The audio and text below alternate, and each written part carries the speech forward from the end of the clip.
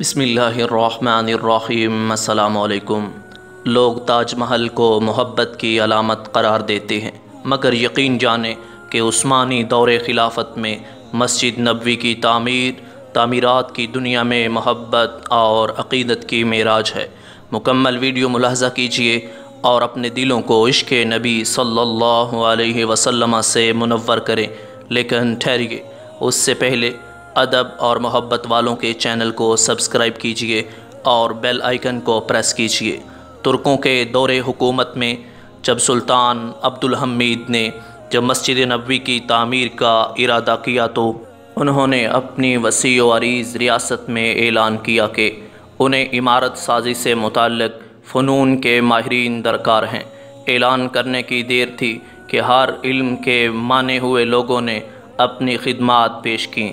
سلطان کے حکم سے استنبول کے باہر ایک شہر بسایا گیا، جس میں اطراف عالم سے آنے والے ان ماہرین کو الگ الگ محلوں میں بسایا گیا۔ اس کے بعد عقیدت اور حیرت کا ایسا باب شروع ہوا جس کی نظیر دنیا کی تاریخ میں ملنا محال ہے۔ خلیفہ وقت، جو دنیا کا سب سے بڑا فرما روا تھا، شہر میں آیا اور ہر شعبے کے ماہر کو تاکید کی کہ اپنے ذہین ترین بچے کو اپنا فن اس طرح سکھائے کہ اسے یکتا و بے مثال کر دے۔ اسی اثناء میں ترک حکومت اس بچے کو حافظ قرآن اور شاہ سوار بنائے گی۔ دنیا کی تاریخ کا یہ عجیب و غریب منصوبہ کئی سال تک جاری رہا۔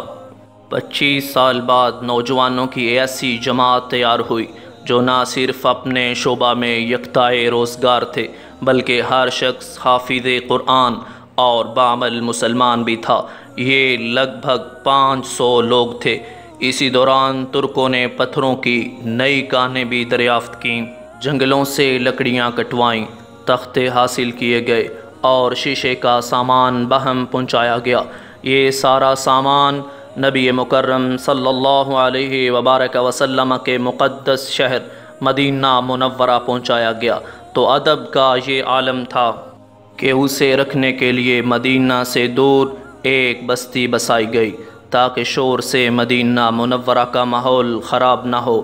وہاں سے پتھروں کو تراش کر اور لکڑیوں کو تیار کر کے مسجد نبوی لایا جاتا، لیکن نبی مکرم صلی اللہ علیہ وبارک وسلم کے ادب کی وجہ سے اگر کسی پتھر میں ترمیم کی ضرورت پڑتی تو اسے واپس اسی بستی بھیجا جاتا۔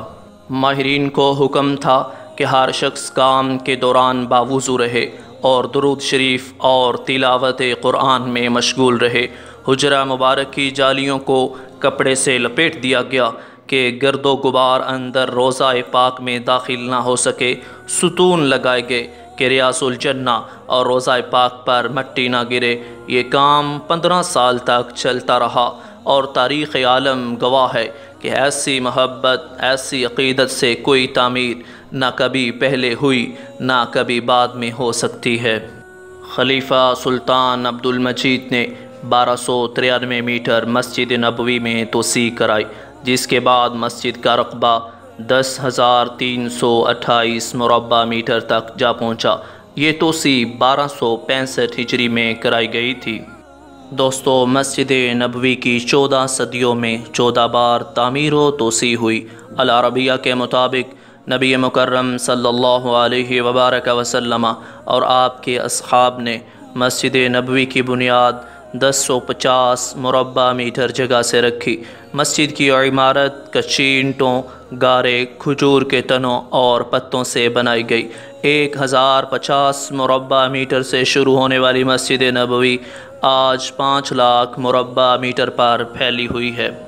عثمانی خلیفہ سلطان عبد المجید نے 1293 میٹر مسجد نبوی میں توسیع کرائی، جس کے بعد مسجد کا رقبہ 10,328 مربع میٹر تک جا پہنچا۔ یہ توسیع 1265 ہجری میں کرائی گئی تھی۔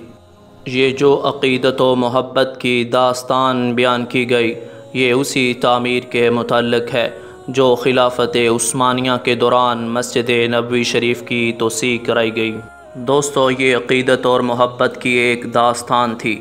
جب مسجد نبوی شریف کا اتنا ادب اور احترام تھا، لیکن آج دوسری طرف اگر دیکھیں تو آل سعود کے دور میں جو توسیع کا کام ہو رہا ہے وہاں اس بات کو ملحوظ خاطر نہیں رکھا جا رہا، اور مسجد کے ادب و تقدس اور محبت میں یہ معراج نہیں ہو رہی، بلکہ وہاں پر اب ہیوی مشینری اور جو کام کیا جا رہا ہے وہ مسجد کے احاطہ میں ہی ہو رہا ہے، جس سے مسجد کے احاطہ میں شور برپا ہوتا ہے۔